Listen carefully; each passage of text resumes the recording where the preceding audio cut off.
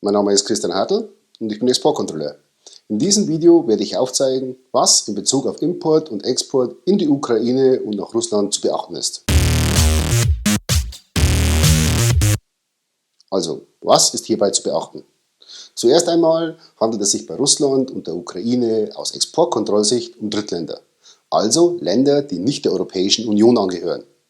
Deshalb ist eine Lieferung in eines der beiden Länder eine Ausfuhr und keine Verbringung. Was der Unterschied ist zwischen einer Ausfuhr und einer Verbringung, habe ich im ersten Video "Was ist Exportkontrolle?" bereits erklärt. Zusätzlich sind beide Länder mit Embargos und Sanktionen belegt. In der Ukraine betrifft dies jedoch nur bestimmte Gegenden. Diese sind aktuell Krim und Sewastopol sowie Donetsk und Luhansk. Die Grundlage für Embargos und Sanktionen gibt das EU-Recht mit den verschiedenen EU-Verträgen. Eine Embargo-Definition finden Sie auf der Internetseite des Zolls. Ich zitiere: Embargos sind Beschränkungen im Außenwirtschaftsverkehr. Sie haben Verbote von Handlungen, Rechtsgeschäften im Außenwirtschaftsverkehr gegenüber einem bestimmten Land oder bestimmten Personen, Personengruppen zum Inhalt und so weiter. Um zu erklären, was ein Embargo und was eine Sanktion genau ist, sowie deren Unterschied, werde ich natürlich für dieses Thema ein eigenes Video zur Verfügung stellen. Aber zurück zum Thema. Was in Bezug auf Import und Export in die Ukraine und nach Russland ist zu beachten? Hierzu zwei Fälle. Fall A: Sie möchten etwas nach Russland liefern oder etwas aus Russland geliefert bekommen. Und Fall B: dasselbe mit der Ukraine. Fall A: Import und Export von und nach Russland. Aktuell ist es schwierig, etwas nach Russland zu exportieren, da die Embargo-Richtlinien nicht mehr viel zulassen. Auch der Import von Gütern aus Russland wurde stark reglementiert.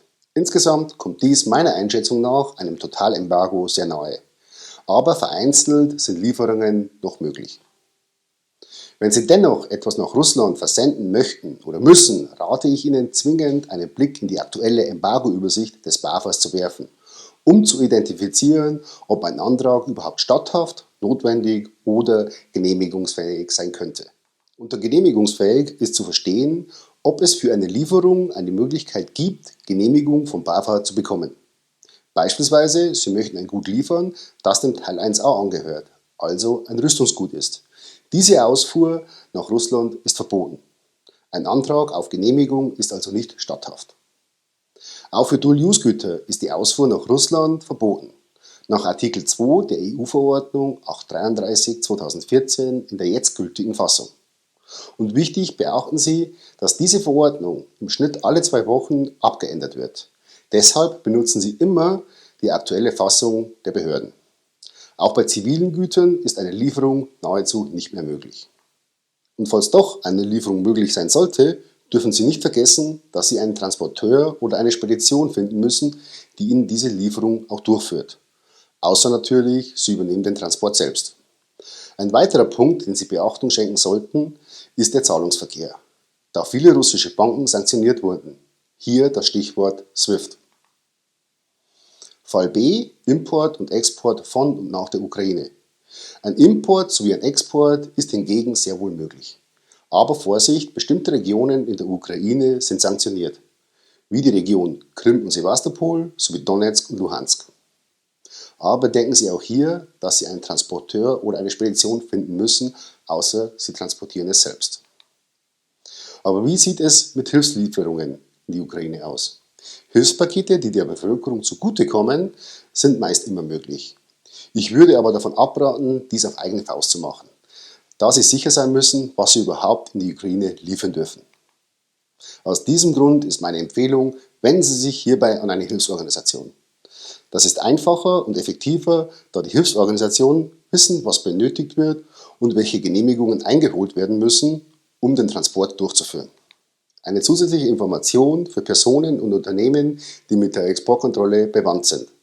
Seit 15. April diesen Jahres ist die Allgemeingenehmigung 32 in Kraft getreten.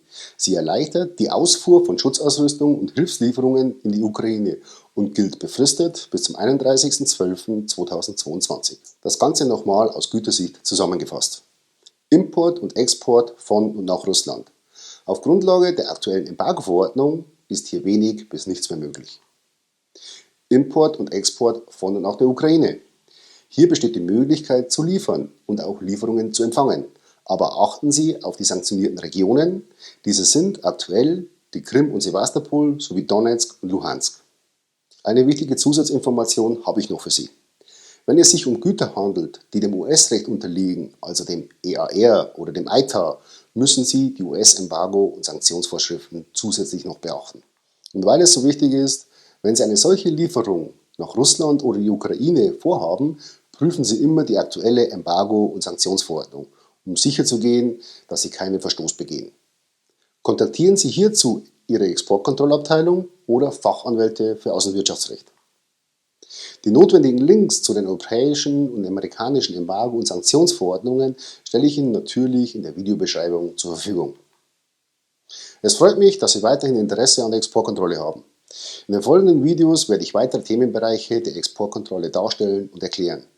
Wir sehen uns und bis bald, Ihr Christian Hartl.